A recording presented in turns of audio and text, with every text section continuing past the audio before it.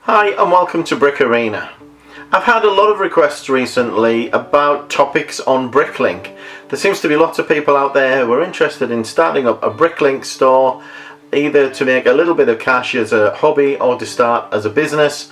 And I've promised already to do some videos on the parting out process. But I thought it would be really good to take a step back from that and just look at why you might want to start a Bricklink store. Just to give you some food for thought, to make sure that you're really sure about what you're getting into before you get started on setting up the Bricklink store itself. And many of the topics that I'm talking about now are not just specific to Bricklink, but you might be selling on Brickowl or through eBay, but all the same concepts essentially. So, why do you want to start selling Lego? Maybe it's because you think it's going to be fun, it's another aspect to the hobby, and you're looking for a little bit of a change, something to enhance the building, and you see lots of these people parting out sets, looking like they're making quite a bit of money, and it looks like fun, and you want a piece of it, and that's fine. That's a good and valid reason, and if all you want out of it is fun, that's great. Another reason might be that you want spares for your own mocks, for instance. So you think that by setting up a Bricklink store, it's going to be great to have an inventory of all of these parts that you can use for your own creations in the future. You might also be thinking about funding the hobby. That's probably the biggest reason that most people get into Bricklink, is they think that it's going to be able to earn them enough money to be able to reinvest into buying themselves more sets. Now you've got to be a bit careful with that one, because of course if you're perhaps struggling to keep up with the huge amount of Lego sets that have been released currently, then you know, not having money there is not going to make it easy to start putting money into other areas, to buying these discounted sets, to start selling elsewhere. Sure, you're going to make a profit at some point, but there are certain things that are going to have to be in place where you're going to have to spend a reasonable amount of money to get set up in the first place. So just keep that in mind, that there is some outlay in getting set up in terms of both equipment and in stock inventory and storage facilities, for instance.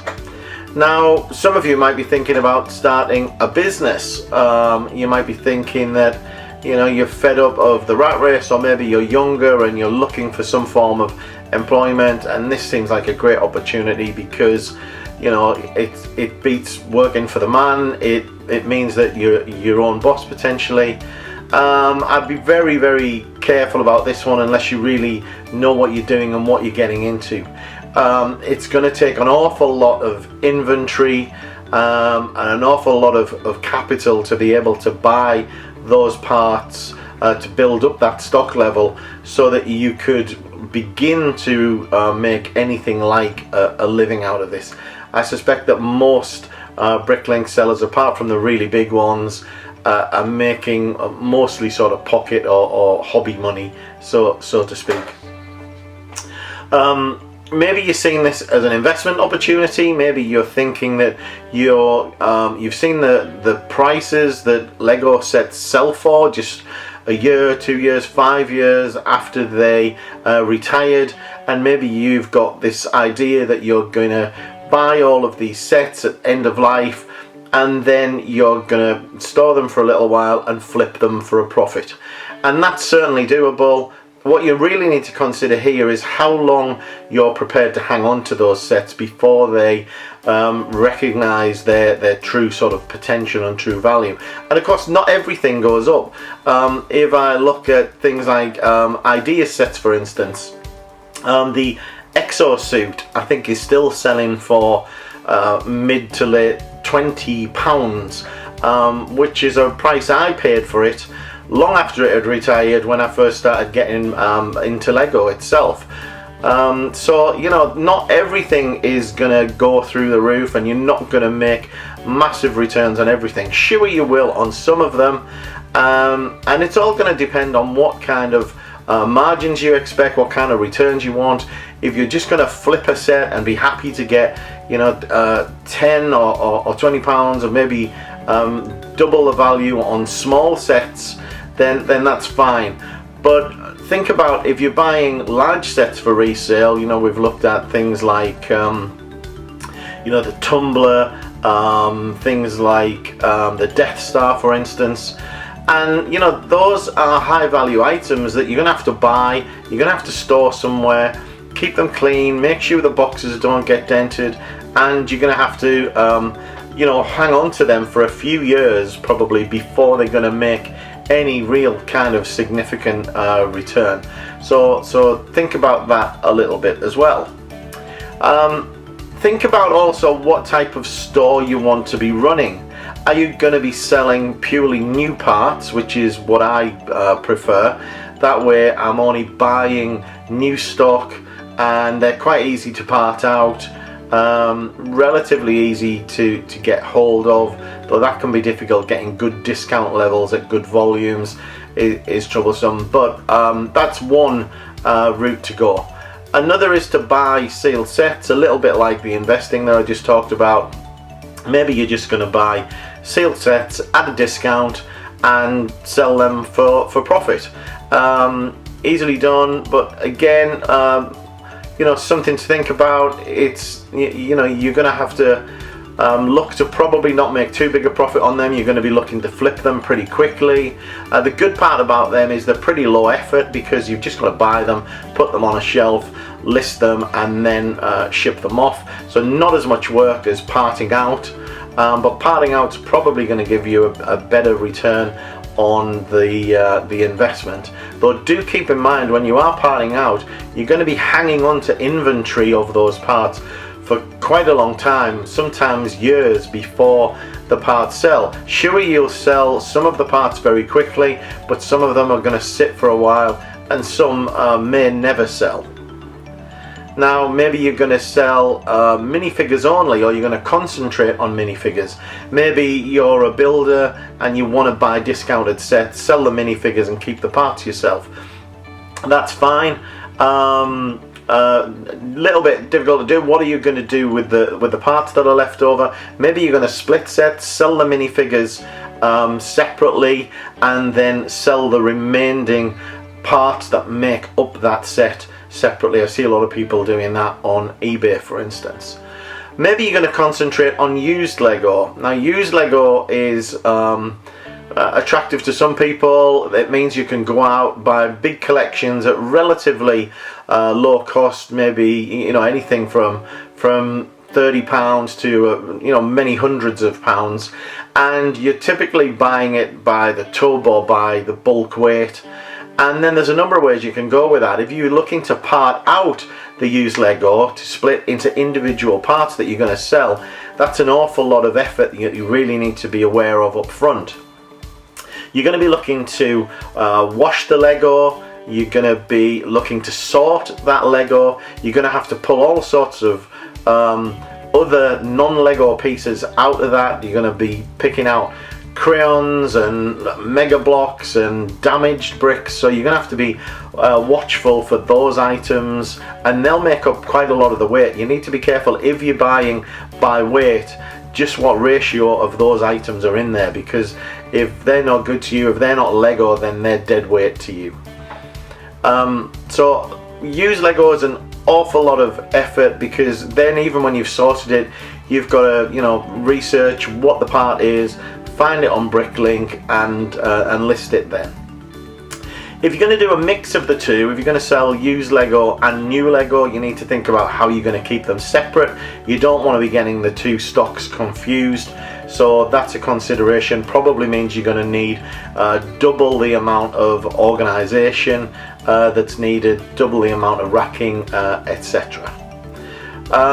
Used sets are another way to go. If you're buying these bulk used lots, you might want to look into those used lots and figure out what are the sets that's in there. Relatively easy to do. You'll do that in the hope of piecing everything together. Again, that's a very time intensive activity to be sorting out all of the parts, finding the parts that make up a set, probably having to reorder some missing parts from Bricklink, so you've got to outlay more cost. So you really got to consider your time in that. Sure, you're going to be able to sell used sets for a good amount of money sometimes, but think about how many hours you're putting into that and what value you put on each hour of your time. I know that I'd often love to get another 2 hours in the day, for instance, and I'd pay a fortune to get those 2 hours back. And you can easily waste 2 hours just sorting a few bricks out of a used tub. So just keep that in mind if you're going to go the used route. Now also think about what type of store, in terms of, are you going to try and keep reduced lot size, maybe go for basic bricks and sell those in bulk maybe.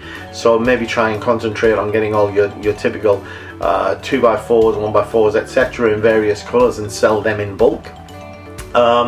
Probably easier to do that in used Lego, or if you're going to buy the big creative sets, then that's probably a way to go for them. Often, and I know certainly myself, I just go for as wide a range as possible. Get as big a range of parts as you can get in as large a number of lots, but you need them in decent quantities as well, and that can be difficult to do both. But that way you're going to attract people who are trying to make up sets, make up mocks. They're going to have a want list of a quite wide variety of parts, and if they can get them all from one store, then that's really going to make you a favorite for making the sale on that particular order. You might want to think about whether you're going to sell specialist parts. It could be Technic parts, or maybe you're going to sell just friends parts, for instance, and aim at maybe the more female market, for instance. Maybe you want to concentrate on 1x1 tiles and focus on mosaic makers. There's lots of different kind of Lego builders out there, and you've got an opportunity to address a number of them. You need to think about what capital have you got, how much money have you got to get started on this endeavour. If you don't have much money to be buying sets, then the chances are you don't have a lot of money to invest in actually setting up the store, and you're likely to either fail or have quite a small store and find it difficult to get orders. If the capital's limited, maybe you're going to get by, a bit hand to mouth. When you see a deal, get it, but then do think about the cash flow. If you don't have cash in your pocket or in your bank account when the deals are there, you're not going to be able to buy them to put them into your store. So be mindful of having enough cash behind you. Of course, you can go the route of getting loans or getting investors into helping you with the store, but you really do not want to be going into debt to buy Lego at discount prices. There's just no sense in that, because you're hitting your margin straight away when you're having to pay back the interest rates on loans, etc. Think about the equipment that you're going to need. First of all, you're going to need lots of space. You need somewhere to put all of these bricks, all of these cabinets, all of these parts that you're going to be storing. You're going to have organisers that you're going to have to buy to put the parts in. You're going to need sorting trays or cups for the part out process. You're going to need a really good set of weighing scales for weighing parts out, or for just weighing your packages when you're ready to ship. You're going to need a printer and paper, and more importantly, you're going to need lots of packaging. You're going to need bubble mailers, tape, used boxes, anything to get your packages out there to your buyers. You need to think how and where you're going to get your stock from. You're going to need to be looking at supermarkets regularly. You're going to be looking at online stores, the Lego store, eBay, Gumtree and Craigslist. Essentially, you need to make sure that you've got a place that you can keep buying stock. Of course, if you're selling in good quantities, you need to keep replenishing, and that's not always going to be easy to replenish the parts that you've sold. Maybe you've found a particularly good seller. Sometimes difficult to get good deals on sets that contain those parts to replace them. So other things to consider are that you're going to end up constantly checking for deals on various websites, on apps, online, on Amazon, and you're going to be spending an awful lot of time looking and hunting those deals down. I've mentioned cash flow already. You're going to have to be wary that you've got the funds available when those deals are ready to drop.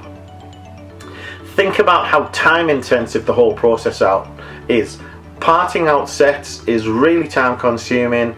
Packing orders, picking orders, all of these things take time, and I'm not sure people really appreciate the time involved in running a brick store. Where and how will you mail out your orders? So how are you going to get to the post office? Where is your local post office? Think about the time it takes to get there each week, etc. And really think about how much time you want to invest in doing this.